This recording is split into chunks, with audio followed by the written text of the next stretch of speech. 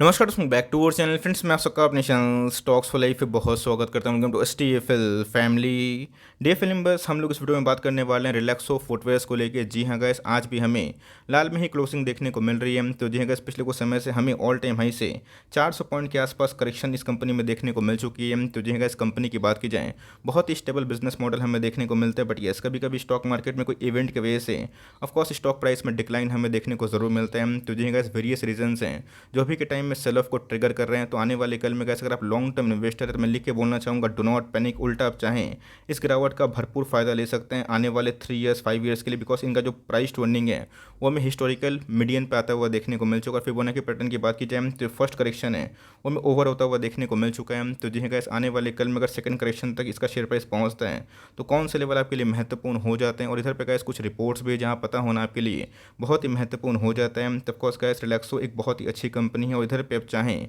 तो long term का accommodation भी सोच सकते हैं। बिकॉज अच्छी खासी प्राइस करेक्शन के बाद इस स्टॉक में थोड़ी सी वीकनेस अभी के टाइम हमें देखने को जरूर मिल रही है। तो क्या है पूरी रिपोर्ट और इधर पे कमेंट्री क्या होगी, मैं अपना अनबायस्ड व्यू जरूर दूंगा। चैनल फर्स्ट टाइम होंगे सब्सक्राइब कर सकते हैं इस तरह की क्वालिटी कंटेंट को सबसे पहले एक्सेस करने के लिए। Now without delaying any for time, let's begin.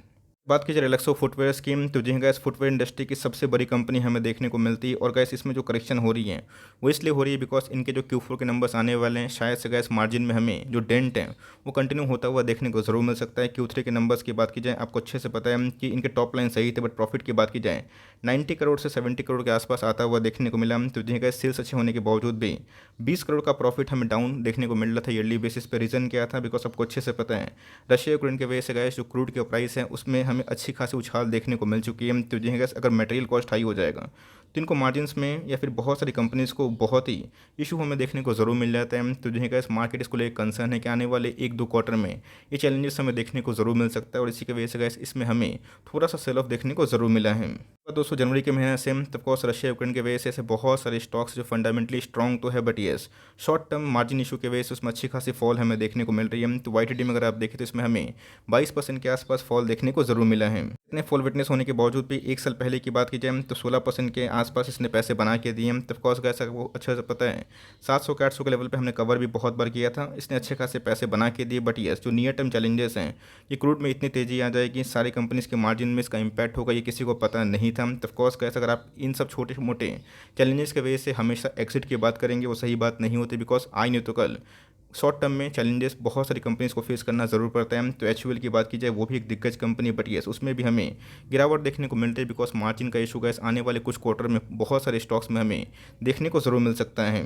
इसकी बात की जाए तो जी गैस, 5 ईयर्स में इसने अभी भी पैसे 4 टाइम्स ज़रूर किया है। तो जी गैस, बहुत ही स्टेबल बिजनेस हमें देखने को मिलते हैं। बट येस, जो करेक्शन का फेस है गैस, अभी के टाइम में हमें थोड़ा सा इंटेंस होता हुआ देखने को ज़रूर मिला है। क्या इसके पहले करेक्शन हमें देखने को नहीं मिली थी? ऑफकोर्स गैस, अगर रिलैक्सो की बात की जाए 70,000% पैसे बना के दिए हैं, तो ऑफकोर्स इसके पहले भी हमें करेक्शन देखने को ज़रूर मिली थी। तो जी गैस, इसके पहले 15 से लेकर 17 तक 2 साल इसने कोई ही पैसे बना के नहीं दी। और गैस, यही स्टॉक मार्केट का एक साइकिल हमें देखने को मिलता है जहाँ पे कभी कभी ऐसा मोमेंट आता है कि स्टॉक मार्केट में वो सब स्टॉक चलते नहीं है, बट उसके बाद वो लाइफ टाइम हाई ज़रूर लगा लेते हैं। तो जी गैस, 15-17 से की कंपेयर करें तो हमें 20% के आसपास फॉल देखने को ज़रूर मिला था। बात कोविड की, तो जी गैस, कोविड में भी इसमें हमें 25-30% के आसपास फॉल देखने को ज़रूर मिला था। बट ध्यान रखिए कि कोविड के टाइम्स में इनके सेल्स हमें ठीक ठाक देखने को मिले थे और मार्जिन का उस समय इशू नहीं था बिकॉज क्रूड काफ़ी सस्ता हो चुका था। बट धीरे धीरे गैस, क्रूड के प्राइस बढ़ने से आपको अच्छे से पता है कि ये हो गए पेंट इंडस्ट्री हो गए, केमिकल इंडस्ट्री हो गए, इसका हमें शॉर्ट टर्म चैलेंजेस देखने को ज़रूर मिलता है। और यही रीज़न है गैस कि अपने ऑल टाइम हाई से हमें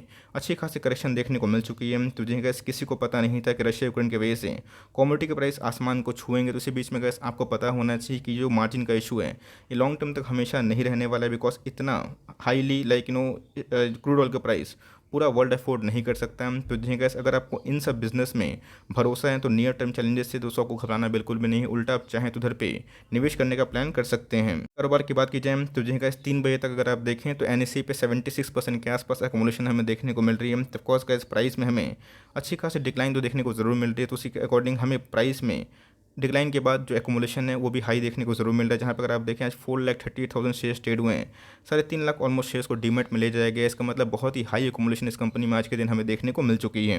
बात की जाए मनी कंट्रोल की, तो ऑफकोर्स गैस उनका एक आर्टिकल मैंने पढ़ा, उनके वीडियोस हमने देखे। ऑफकोर्स गैस उसमें हमें रिलैक्सो फुटवेयर्स में जो करंट प्राइस है उसके बारे में बताया गया, जहाँ पे फेवरेबल कंडीशन की बात की जा रही थी। तो जहाँ कैसे रिलैक्सो की बात की जाए, अभी के टाइम में जो हिस्टोरिकल लेवल हमें देखने को मिलता है उसी के अकॉर्डिंग हमें इनके मीडियन पे ट्रेड करता हुआ देखने को मिल रहा है। तो at the current market price Relaxo stock is trading at price to earning 59 times its FY24 projected earning which is close to its medium term historical averages। तो जी हाँ गैस, कोई भी कंपनी का शेयर प्राइस हमेशा भागता नहीं है, बीच बीच में करेक्शन भी होती है, बट येस बोलिंजर बैंड के गैस अगर मीडियन पे कोई शेयर मंथली चार्ट पे फिर उससे नीचे आता है तो ऑफकोर्स गैस वो प्राइस जो होती है अपने आप में बहुत ही अट्रैक्टिव हो जाती है। तो कंपनी की बात की जाए फंडामेंटली बहुत ही अच्छी है, मैंने क्या बताया, लेकिन शॉर्ट टर्म चैलेंजेस की वजह से इसमें गिरावट हमें देखने को ज़रूर मिल रही है। तो इस बात का ध्यान जरूर रखें कि अच्छी कंपनी, अच्छे प्रोमोटर्स और सही प्राइस मिल जाए तो ऑफकोर्स गैस लॉन्ग टर्म में आने वाले 2 साल 3 साल 5 साल में वो कंपनी आपको इधर से बहुत बड़ा पैसा कमा के ज़रूर दे सकते हैं। चलिए थोड़ा लेवल्स के बारे में डिस्कस करते हैं। तो ऑफकोर्स गैस फिबोनाची पैटर्न की बात की जाए, गिरते हुए बाजार में और भागते हुए बाजार में पैटर्न बहुत ही काम करता हुआ देखने को मिलता है। ऐसा नहीं कि 10 में 10 पर ये पैटर्न सही होता हुआ देखने को मिलता है, बट येस इससे हमें एक आइडिया मिलता है कि कहाँ पे जाके जो प्राइस करेक्शन है वो ओवर हो सकता है। तो जी गैस रिलैक्सो की बात की जाए अपने ऑल टाइम हाई से अच्छी खासी करेक्शन दिखा चुकी है। तो 23% का जो करेक्शन है गैस इसमें हमें ओवर होता हुआ देखने को मिल रहा है। उसके बाद जो करेक्शन होता है जो कि टॉप क्लास कंपनी होते हैं 38.2% के आसपास करेक्शन ज़रूर दिखाती है। तो जी गैस अगर इस लेवल से अगर आप देखें तो आने वाले कल में शायद से 900 का प्राइस संभव हो सकता है अगर ये 1000 का लेवल को तोड़े तो। नहीं गैस कि कोई कंपनी का शेयर प्राइस कंटिन्यूसली फॉल होता है तो कंपनी का डे एंड हो जाता है। मैंने क्या बताया, करेक्शन और तेज़ी लाइफ का एक पार्ट होता है, हमेशा स्टॉक नहीं भागता है, बीच बीच में हमें बहुत ध्यान से मॉनिटर करना पड़ता है कि स्टॉक में जो गिरावट हो रही है, इनके बिजनेस में जो डेंट आ रहे हैं वो शॉर्ट टर्म के लिए हैं या फिर लॉन्ग टर्म के लिए है, क्या कॉम्पिटिटिव एडवांटेज के पास है या फिर नहीं।